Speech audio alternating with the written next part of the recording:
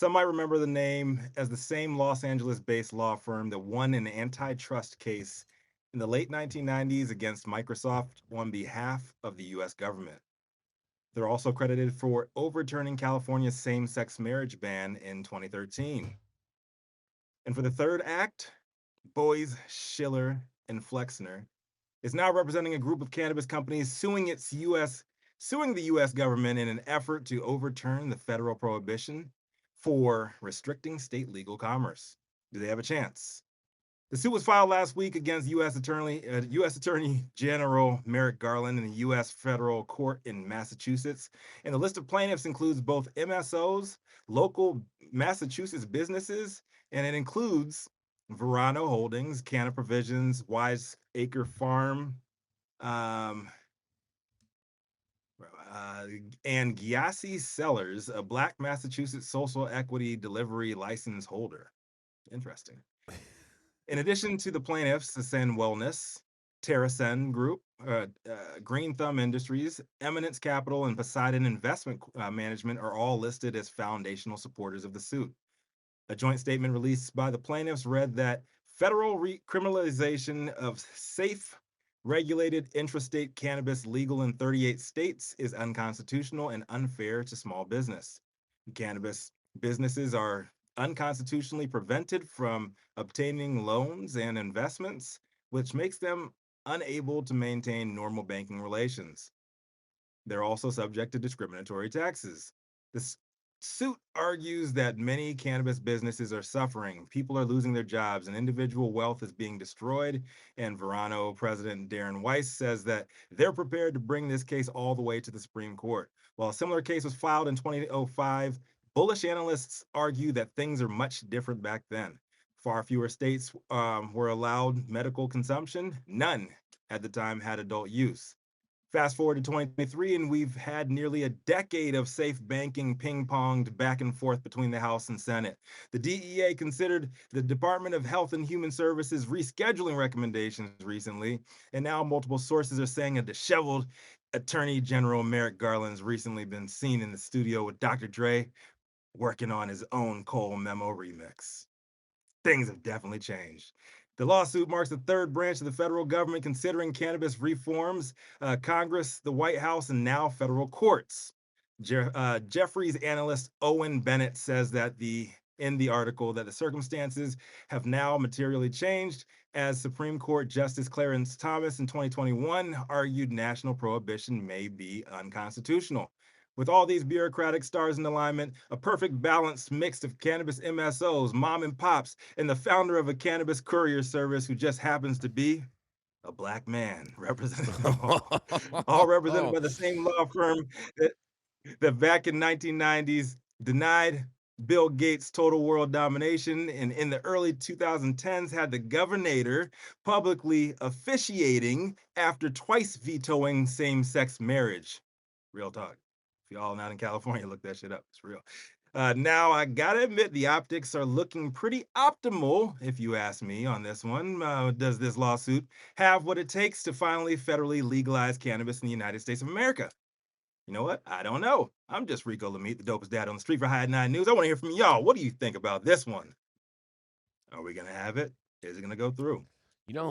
It's funny, Rico, because a number of years ago I had a dinner with David Boyce, and we had this exact conversation about doing all of this. So I'm just happy to see him actually getting after it, and a company actually funding his efforts to do this. Do you think that it's gonna actually pass this time? Do you think the proper Well, stars are in alignment? well, if you remember, we've said numerous times. I know Dale has said it numerous times on the show that he believes that our true pathway to legalization is through the court system, and so this possibly could very well mean something like that. But I think it'll actually happen through a Mhm. different court case. But I think Why not he's this one? why not this one? Just it's Yeah.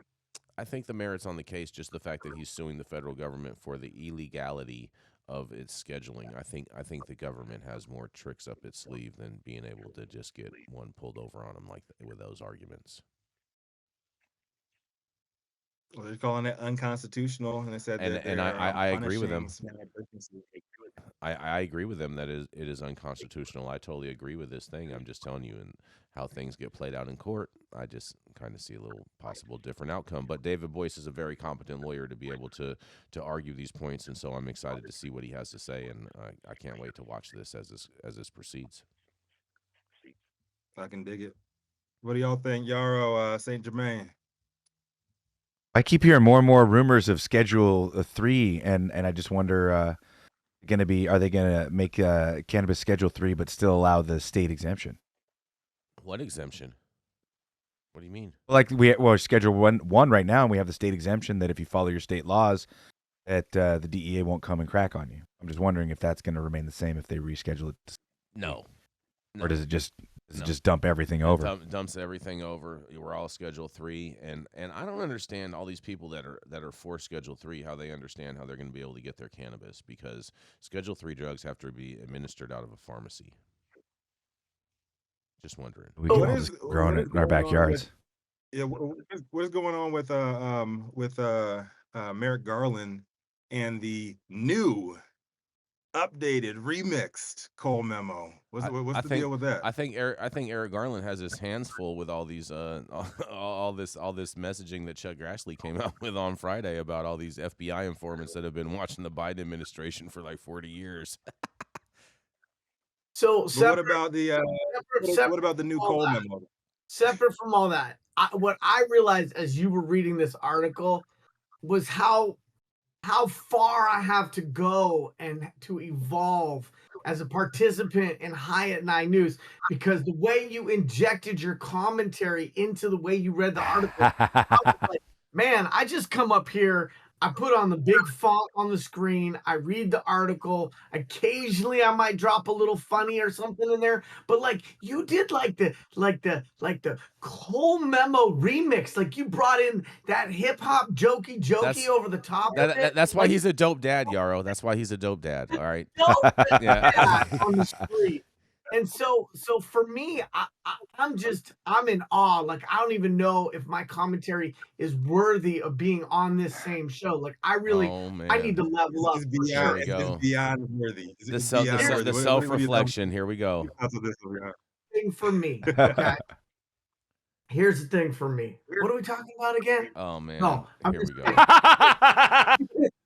So the thing is that, when you look at this states' rights conversation, it's interesting to see how the left and the right break apart on states' rights. Like, if you talk to someone and they say they're a libertarian, you just got to dig a little deeper to find out if they're kind of left libertarian or right libertarian. Because, like, some right libertarians are like, abortion, that should be a states' rights issue. And then some left people are like, cannabis, that should be a state rights, although you got some right on that as well. Then, so it really depends on the issue, right? Here's the thing. The boys in the brief are always hard. At come talking that trash on the courtyard yard. I would never vote against David Boyce. I would never want to be on the other side of a conflict with him.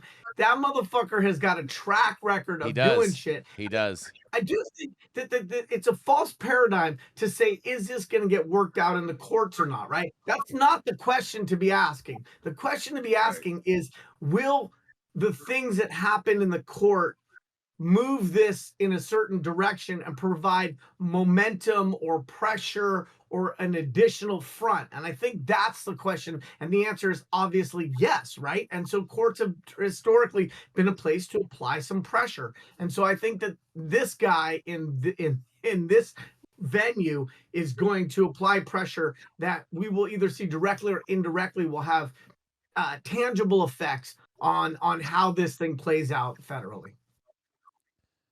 Well, any thoughts on this, Matthew St. Germain? You're still working on your key fob. You're still working on your key fob, huh?